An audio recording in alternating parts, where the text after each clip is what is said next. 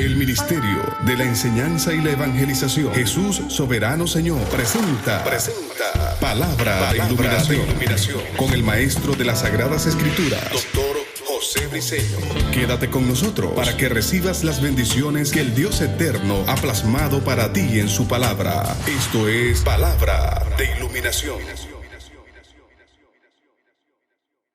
Bendiciones, de nuevo el maestro José Briceño, transmitiendo para un mundo, por ende, internacional, presentando las verdades del reino, verdad verdadera, la verdad absoluta, el pensamiento de Dios, que en esta oportunidad voy a tratar desde el punto de vista escatológico,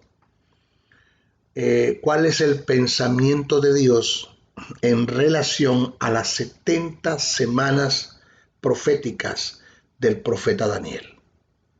De esas, lo que llaman la semana Gestá, que es la semana de la tribulación y de la gran tribulación, que esta semana tiene mucho que ver, un gran contenido del discurso que Jesús diera en el Monte de los Olivos a sus discípulos, discurso que está registrado en Mateo 24, en Marcos 13 y en Lucas 21 y Apocalipsis 6. Esa semana de la tribulación y de la gran tribulación. El texto dice así, eso está en Daniel, el capítulo 9. Dice, 70 semanas están determinadas sobre tu pueblo y sobre tu santa ciudad, para terminar la prevaricación y poner fin al pecado y expiar la iniquidad, para traer la justicia perdurable y sellar la visión y la profecía, y ungir al santo de los santos. Sabe pues y entiende que desde la salida de la orden para restaurar y edificar a Jerusalén hasta el Mesías príncipe habrá 7 semanas, y 62 semanas se volverá a edificar la plaza y el muro en tiempos angustiosos.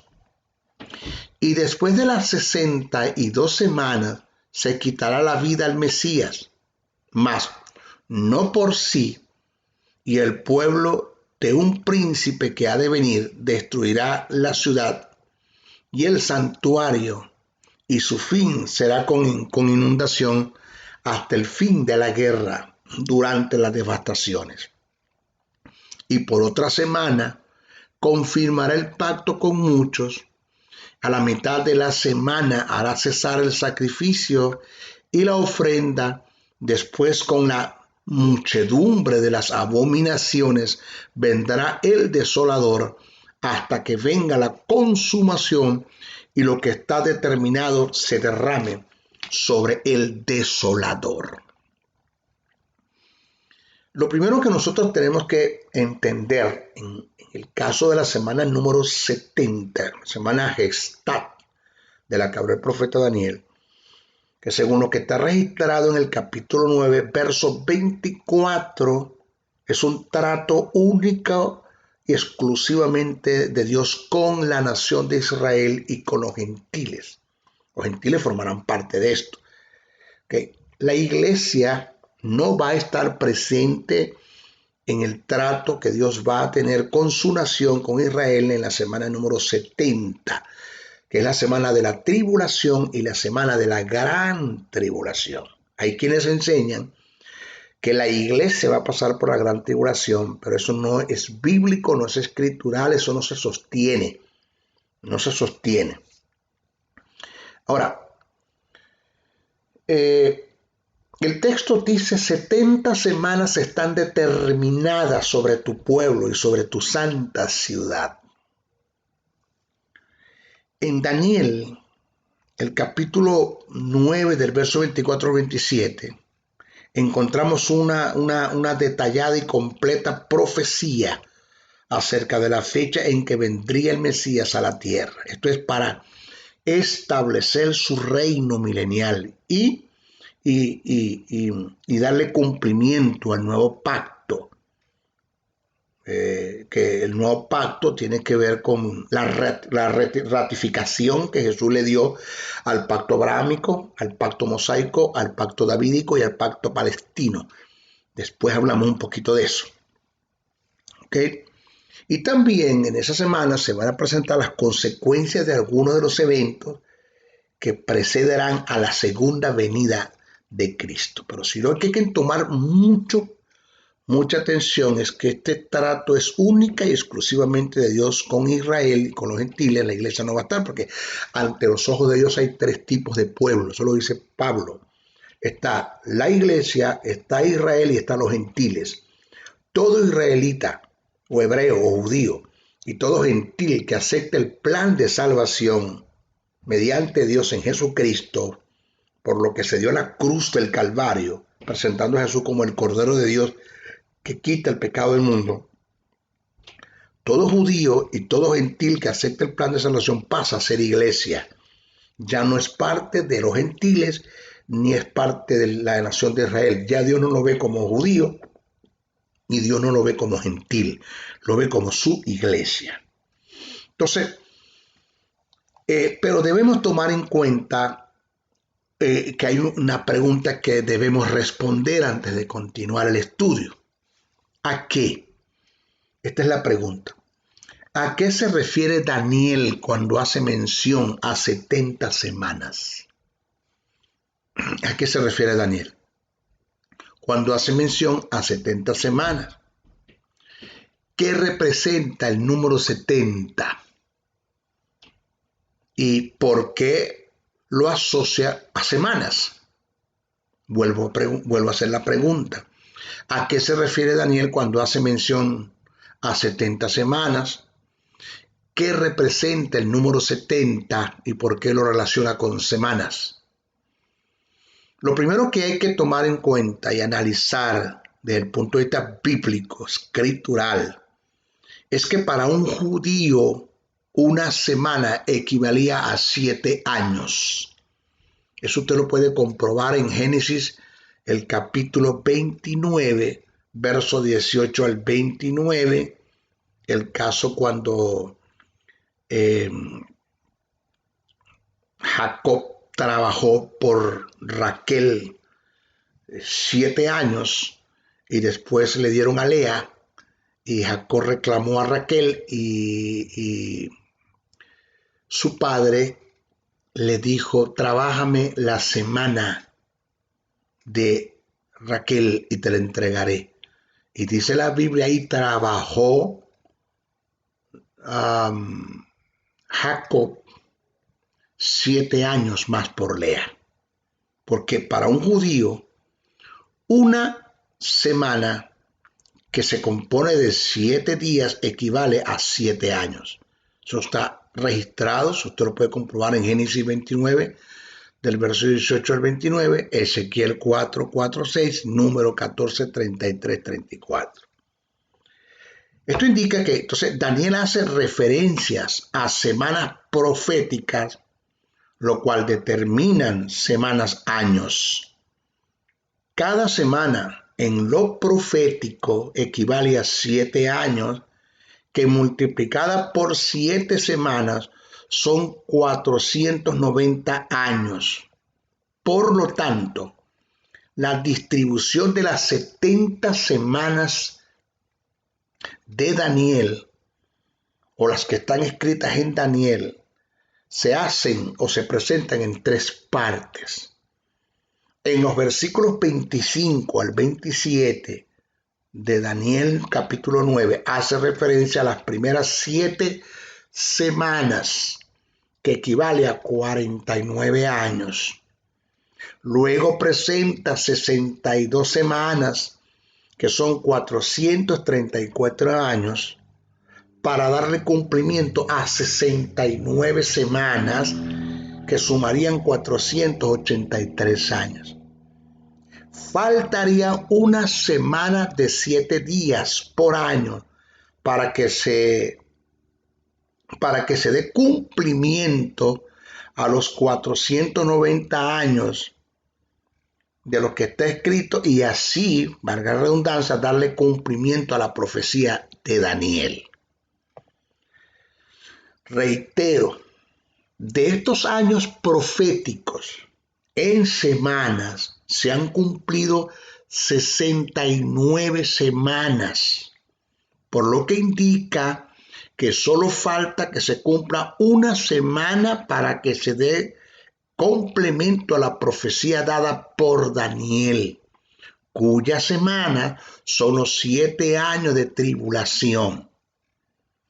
Se debe tomar en cuenta que aunque son semanas, años, preste atención a esto, se debe tomar en cuenta que aunque son semanas, años, dichas semanas han tenido su cumplimiento en el sentido cronológico en lo inmediato hasta las 69 semanas, que fue en el final de esa semana que se le quitó la vida al Mesías, según lo que está escrito en Lucas 19, 41, 43.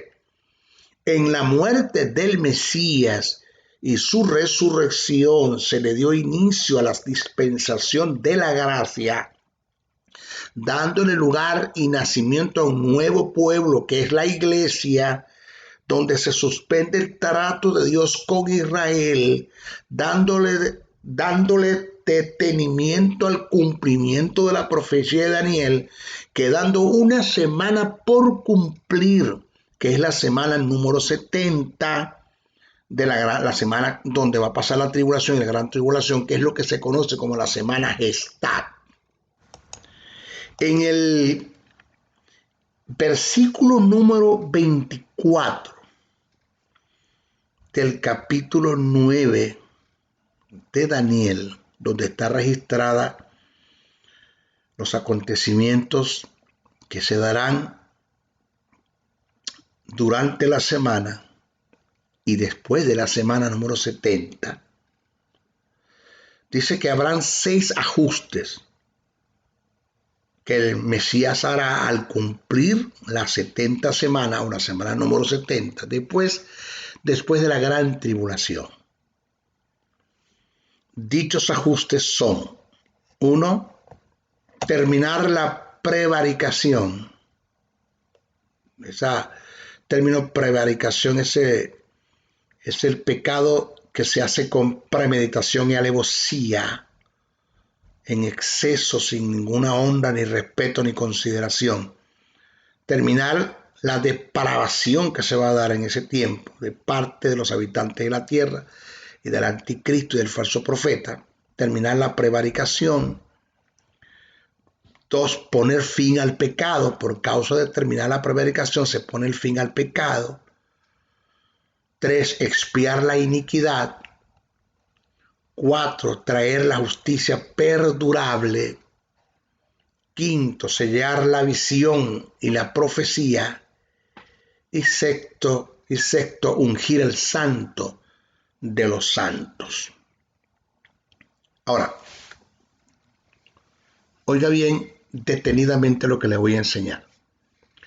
Si tomamos el año 457 antes de Cristo como punto de referencia, los judíos que habían regresado a Jerusalén para reconstruir la ciudad y sus murallas, lograron completar la tarea dentro de las primeras 7 semanas, que equivale a 49 años. Esto desde que se dio la orden. Ellos estuvieron una semana, 49 años construyendo y restaurando las murallas y la ciudad. Luego, en la primera parte del versículo 26, Daniel profetizó que se quitaría la vida al Mesías, oído, una vez que se hubiesen cumplido las siguientes 62 semanas, que contando las primeras 7 suman un total de 69 semanas proféticas. Vuelvo otra vez a repetir para que estemos claros. Si tomamos el año 457 a.C. como punto de referencia, los judíos que habían regresado a Jerusalén para reconstruir la ciudad y sus murallas lograron completar la tarea dentro de las primeras 7 semanas, que equivalen a 49 años. Luego, en la primera parte del versículo 26, Daniel profetizó que se quitaría la vida al Mesías una vez que se hubiesen cumplido las siguientes 62 semanas, que contando las primeras 7 suman un total de 69 semanas proféticas. En continuación a la profecía, el verso 26 nos habla también de un príncipe malvado que ha de destruir la ciudad de Jerusalén y el santuario donde se ofrecen los sacrificios. Es a esta parte de la profecía que Jesús hace mención con lloros y lamento al ver la ciudad de Jerusalén vista desde el Monte de los Olivos. A usted se le va a prender el bombillo y usted va a decir, wow, ahora entiendo qué fue lo que Jesús quiso decir allí. Porque eso lo presenta Daniel en el verso 26, muy claro. Daniel dice que ha de venir un príncipe malvado que destruirá la ciudad de Jerusalén y el santuario donde se ofrecen los sacrificios. Esa está la parte en la que Jesús hace mención con lloros y lamentos al ver la ciudad de Jerusalén vista del Monte de los Olivos, porque Jesús estaba dando un discurso en el Monte de los Olivos. Cuando Jesús baja del monte o viene del monte a la ciudad, ve la ciudad, y eso es cuando Jesús se lamenta. Eso está escrito en Lucas 19, capítulo 41-43. Cito, oiga lo que dice Jesús. Y cuando llegó cerca de la ciudad, él venía del Monte de los Olivos. Léase el verso 40, verso 39, verso 38 de Lucas 19. Él estaba en el Monte de los Olivos. Dice, y cuando llegó cerca de la ciudad, al verla lloró sobre ella, diciendo, oh, si también tú conocieses, a lo menos en este tu día, ese término, en este tu día, lo que quiere decir es que precisamente en este momento que yo te estoy observando, estoy viendo que ya está mi pronta entrada a Jerusalén triunfal en un pollino, montado en un hijo de animal de carga, en un pollino.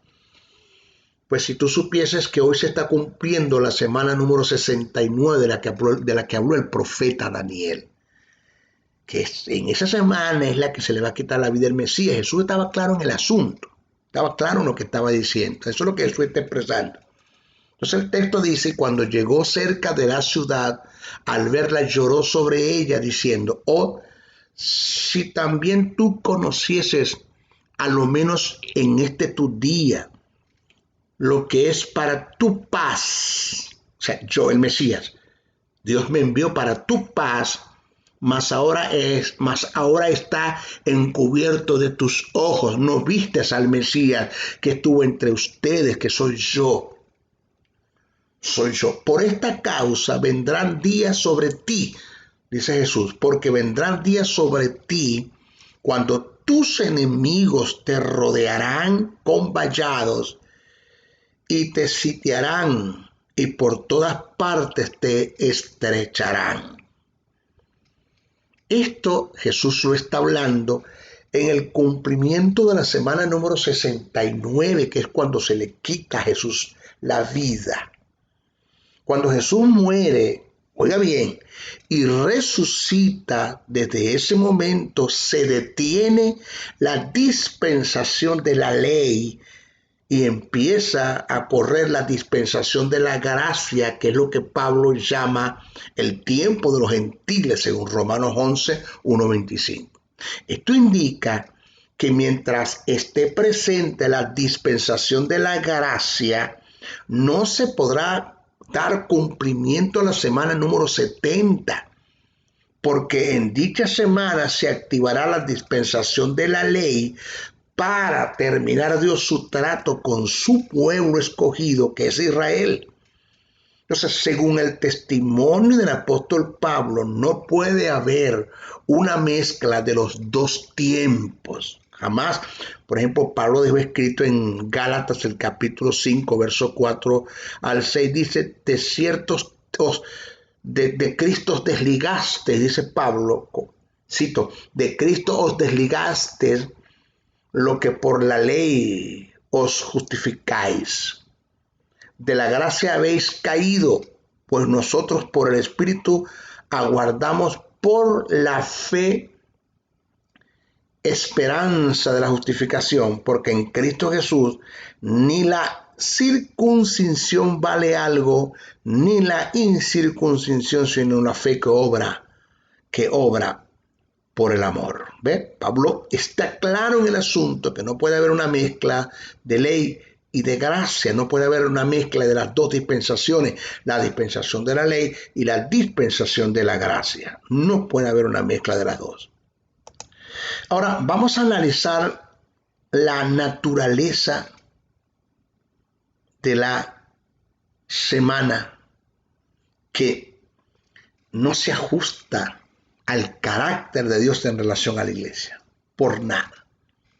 Vamos a analizar, porque yo quiero que estemos claros en esto que voy a expresar, que nada de lo que está pasando en este momento, nada, ni en el hambre que siempre ha habido, ni los virus, incluyendo el coronavirus, las pestes que siempre ha habido, ni las guerras que siempre la ha habido, ni los rumores de guerra que siempre lo ha habido, tienen nada absolutamente que ver con las señales que se van a dar antes de que Jesús venga a establecer su reino.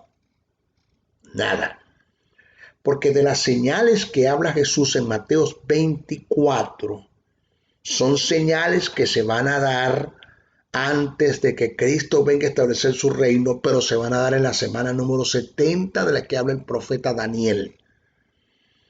O sea que esto del coronavirus y las pestes y la guerra y los temblores y terremotos que estamos viendo en este tiempo, los tsunamis que hemos visto en el tiempo de la humanidad, no es nada. Son destellos y balbuceos para las cosas que van a venir.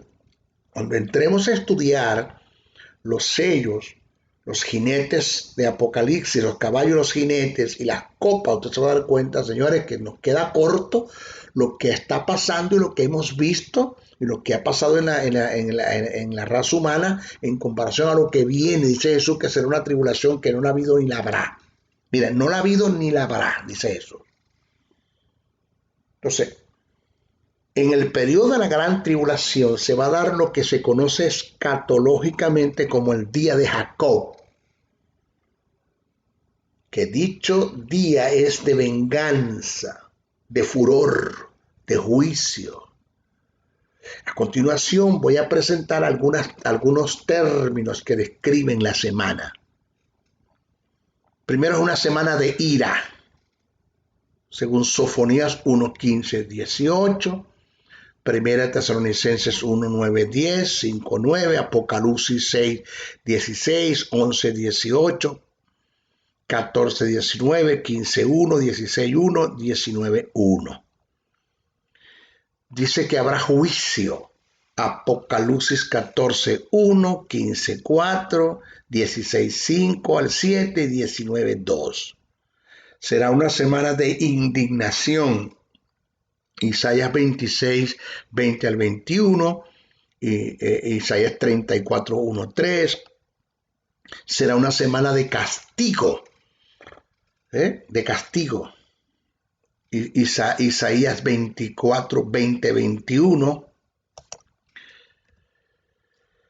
Será una semana, dice que es la hora de prueba, una semana donde será probada todas las naciones, Apocalipsis 3:10. Será una hora de angustia, Jeremías 37. Será una semana de destrucción, Joel 1:15. Será una semana de tinieblas, Joel 2:2, Amos 5:18, Sofonías 1:14, 15. Mire, será una semana donde se producirá el más grande de los cosmocidios que se ha podido dar en este mundo. Será una semana donde será sacudida la potencia de los cielos, cosmogónicamente hablando y cosmológicamente hablando. Habrá una cosmoción como usted no tiene una idea. Todo esto que acabo de nombrar no es nada comparado a lo que está pasando en este momento. Vamos a comenzar a describir los 7 sellos, los 4 jinetes, las trompetas y las copas. Los 7 sellos, los 4 jinetes, las 7 trompetas y las 7 copas. Vamos a empezar a desglosar paso por paso todo eso. No vamos a correr.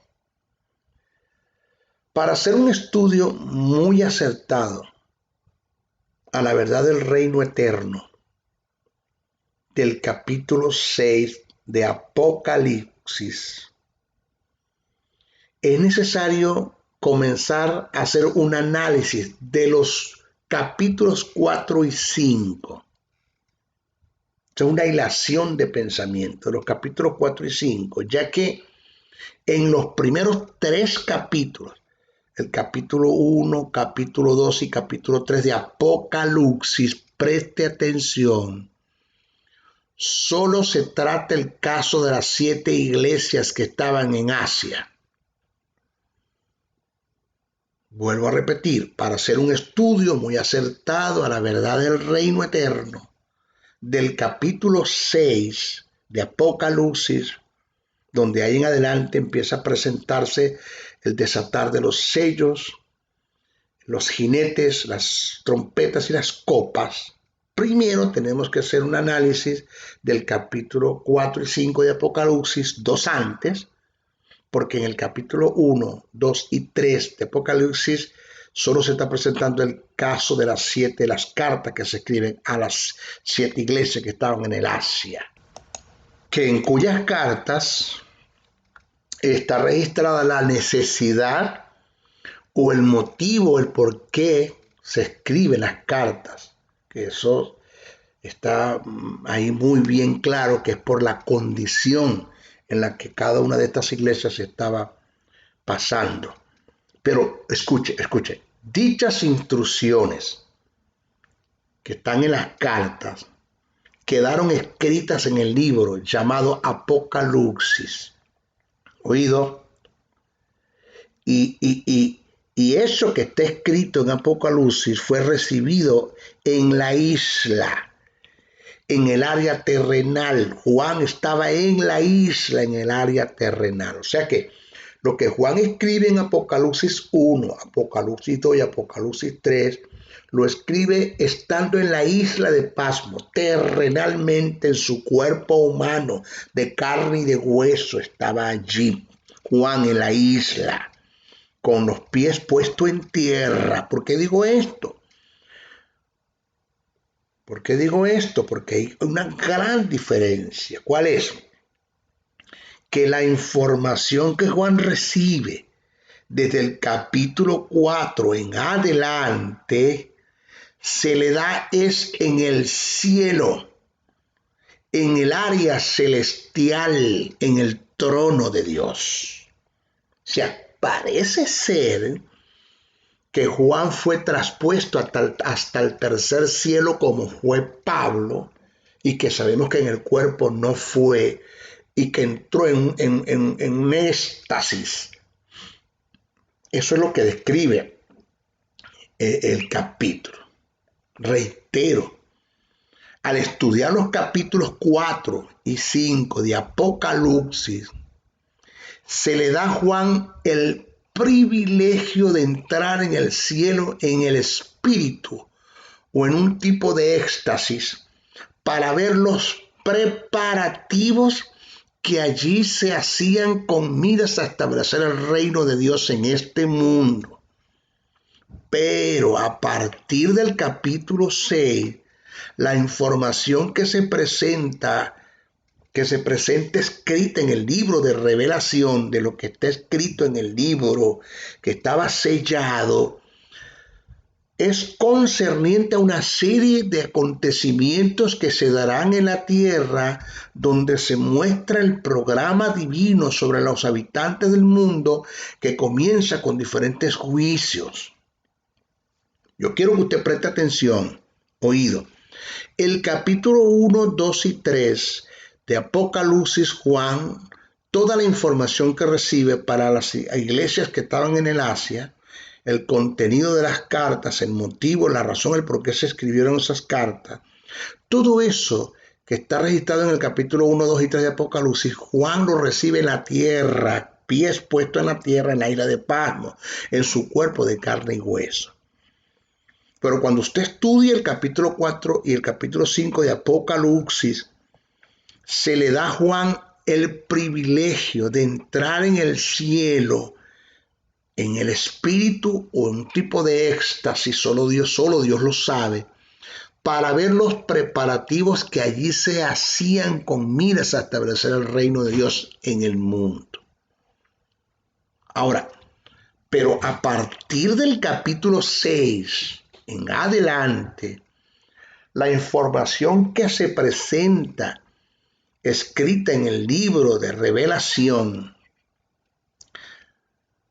es lo que está escrito en el libro que estaba sellado.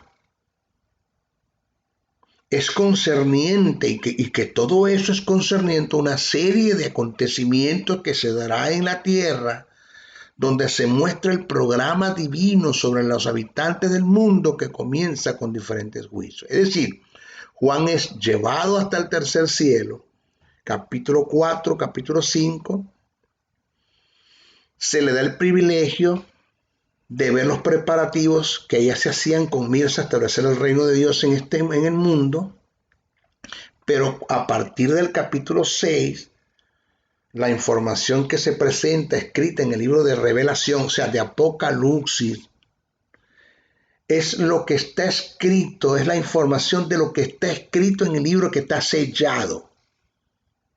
Hay un libro que está sellado y que lo está en las manos del que está sentado en el trono, que es el Padre, y se lo pasa al Hijo, y al Hijo se le da el privilegio de desatar los sellos.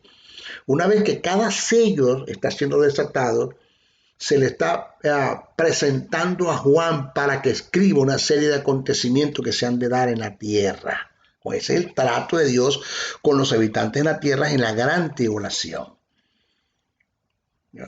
Eso tiene usted que tomarlo muy en cuenta, la diferencia de lo que se escribió en Apocalipsis 1, 2 y 3, dónde se recibió, dónde estaba Juan, qué fue lo que se recibió, que tiene nada que ver con las cartas que se escribieron a las iglesias, lo que Juan recibió en el capítulo 4 y 5, que fue con el tercer cielo, que es el privilegio de que Juan estuvo en el cielo para ver los preparativos de ahí que se hacían en miras a establecer el reino de Dios en la tierra. Pero el capítulo 6 en adelante es cuando Juan empieza a ver, y óigame, en un tipo de visión, y a escribir lo que estaba viendo, de lo que estaba registrado en el libro que tenía los 7 sellos. Y de eso es lo que nosotros vamos a desarrollar y vamos a estudiar. Vamos a leer y hacer un análisis del capítulo 4, el capítulo 5 y el capítulo 6. Dice, después de esto miré. Después de esto, ¿qué? Después de haber recibido lo que dejé asentado en relación a las cartas y a los mensajes a las 7 iglesias, de lo que está registrado en el capítulo 1, 2 y 3. Esto es lo que significa: después de esto miré, y he aquí una puerta abierta en el cielo. Y la primera voz que oí, como de trompeta, autoridad, hablando conmigo, dijo: sube acá. ¿Sube a dónde? ¿Dónde estaba Juan? Pues lógico que estaba abajo, en la tierra, en la isla de Pasmo. Sube acá, y yo te mostraré las cosas que sucederán después de estas. ¿Después de qué? De lo que acaba de escribir. Y al instante yo estaba en el Espíritu. Ahí está. En el Espíritu. Y he aquí un trono establecido en el cielo. Ya Juan no está en la isla de Pasmo, está en el cielo, en el Espíritu, en trance. Y dice: y en el trono uno sentado. Y en el trono uno sentado. Y el aspecto del que estaba sentado era semejante a piedra de jaspe y de cornalina. Y había alrededor del trono un arco iris semejante en aspecto de las esmeraldas. Y alrededor del trono habían 24 tronos. Y vi sentados en los tronos a 24 ancianos, que para muchos escatólogos, para mí también, son los 12 príncipes de Israel y los 12 apóstoles, vestidos de ropa blanca, con coronas de oro en su cabeza, y del trono salían relámpagos y truenos y voces. Y delante del trono ardían 7 lámparas de fuego, las cuales son los 7 espíritus de Dios. Y delante del trono había como un mar de vidrio, semejante al cristal. Y junto al trono y alrededor del trono 4 seres vivientes llenos de ojos, delante y detrás. Y el primer ser viviente era semejante a un león. El segundo era semejante a un becerro, el tercero tenía rostros como del hombre, el cuarto era semejante a un águila volando, y los 4 seres vivientes tenían cada uno 6 alas, y alrededor y por detrás estaban llenos de ojos. Y no cesaban día y noche de decir: santo, santo, santo es el Señor, Dios Todopoderoso, el que era, el que es y el que ha de venir. Y siempre que aquellos seres vivientes dan gloria y honra y acción de gracia al que estaba sentado en el trono, al que vive por los siglos de los siglos, los 24 ancianos se postraron delante del que estaba sentado en el trono y adoran al que vive por los siglos de los siglos. Y echan sus coronas delante del trono, diciendo: Señor, digno eres de recibir la gloria y la honra y el poder, porque tú creaste todas las cosas y por tu voluntad existen y fueron creadas. Y vi en la mano derecha del que estaba sentado en el trono, el gran yo soy, el eterno, un libro escrito por dentro y por fuera, sellado con 7 sellos. Y vi a un ángel fuerte que pregonaba a gran voz: ¿quién es digno de abrir el libro y de desatar sus sellos? Y ninguno, ni en el cielo, ni en la tierra, ni debajo de la tierra, podía abrir el libro, ni aún mirarlo. Y lloraba. Y yo lloraba mucho, dice Juan, porque no se había hallado a ninguno digno de abrir los libros, ni de leerlos, ni de mirarlos. Y uno de los ancianos me dijo: no llores. He aquí que el león de la tribu de Judá, la raíz de David, ha venido para abrir el libro y desatar sus 7 sellos. Y miré y vi que en medio del trono de los 4 seres vivientes y en medio de los ancianos estaba en pie. Oído, estaba en pie. Repito, estaba en pie. No hemos terminado la lectura, solo que voy a explicar por qué en pie. Si Jesús siempre está sentado a la diestra del Padre, ¿por qué ahora está en pie? O sea, por 2 veces en el texto sagrado registra Jesús que está de pie a la diestra del Padre. Por 2 veces. En la ocasión que estamos presentando aquí, en la visión que Juan está hablando, que está presentando, y en la muerte de Esteban. ¿Se acuerda? Cuando la Biblia dice que Esteban, siendo apedreado, puso los ojos en el cielo y los cielos se abrieron y vio al Hijo del Hombre de pie a la diestra del Padre. Dice el texto en el griego koiné, de pie. Entonces, en el sentido que está escrito en el libro de Apocalipsis, la posición de pie, eso de que Jesús se coloca de pie, muestra adoración, honra, reverencia, respeto que tuvo Jesús delante de aquel que está sentado en el trono, de quien le da la dignidad y el privilegio de desatar los sellos. Y dice, y vi que estaba de pies un cordero como inmolado. Me llamó la atención que el término cordero que utiliza Juan en su escrito en Apocalipsis es del griego arnión, A-R-N-I-O-N, arnión, que indica un corderito muy tierno. Es en el único libro que se utiliza este término 29 veces para referirse a Jesús como un cordero inmolado.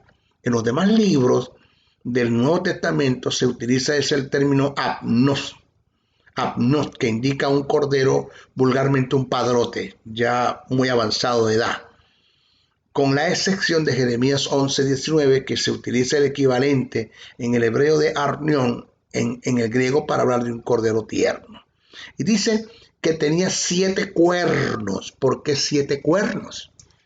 ¿Qué tiene que ver los 7 cuernos? ¿En qué relación a Jesús?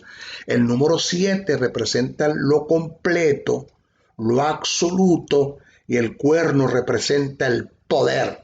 Por lo que indica, los 7 cuernos muestran la omnipotencia de la persona de Jesús. Y dice, y tenía 7 ojos. Los 7 ojos muestran la omnisciencia de Jesús.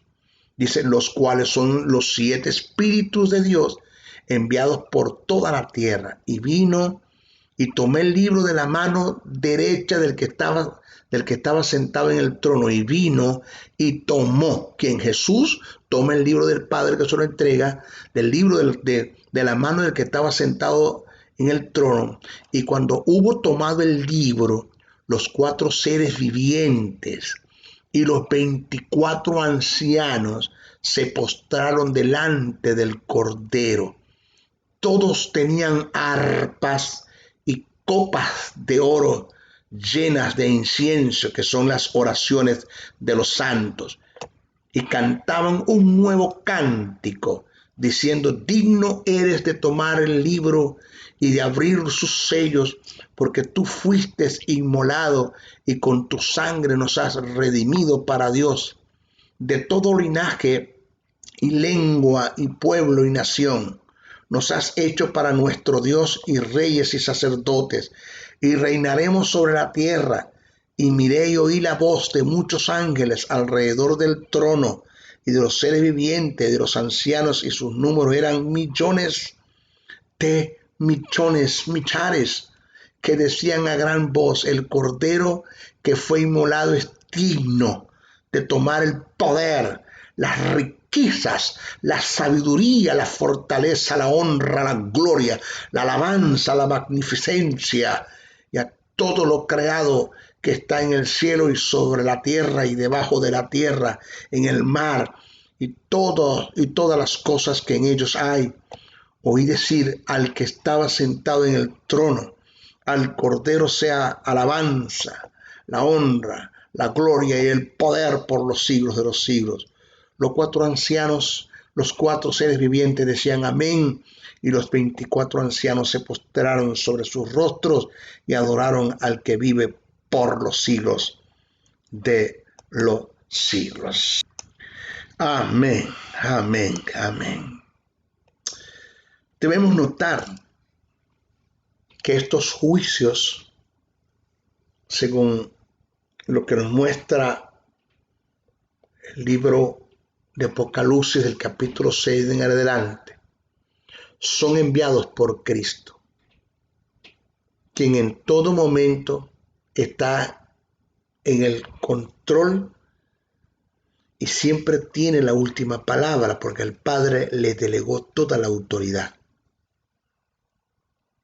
Ahora veremos que según el Cordero va abriendo los 7 sellos del libro, tienen lugar diferentes juicios. La primera pregunta que debemos hacernos es, ¿en qué momento tendrá lugar estos juicios? Para darle respuesta a esta pregunta, es fundamental que notemos el paralelismo que hay entre el pasaje que ahora estamos estudiando de Apocalipsis 6 y el sermón profético de Jesús, el cual está registrado en Mateo 24. Pero eso lo vamos a analizar en nuestro próximo estudio, ¿ok? Se despide el maestro José Briceño. Bendiciones, bendiciones, bendiciones. El Ministerio de la Enseñanza y la Evangelización, Jesús Soberano Señor, presentó Palabra de Iluminación. Te invitamos a un nuevo espacio de corte similar por nuestros diferentes medios de comunicación. Contáctanos en los Estados Unidos al WhatsApp +01-786-604-3352 y a los correos josén77briceno@gmail.com y a maestrojosebriceno.blogspot.com. Bendiciones.